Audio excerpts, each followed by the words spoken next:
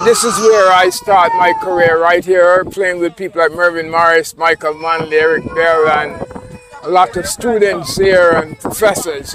So coming back home and giving back to the people around the university is what I'm all about.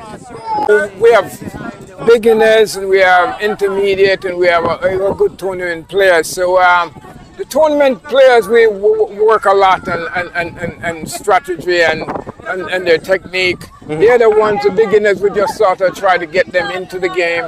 And we play a tournament, as you see, we close off with a tournament.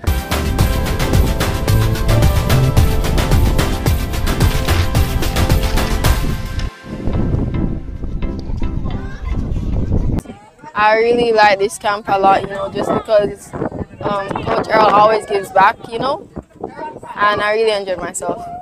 For me, this clinic really helped me. This was where I started tennis in like 2014, I think.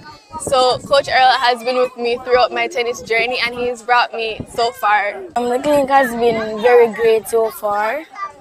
I hope other people can come and experience it and win some trophies also.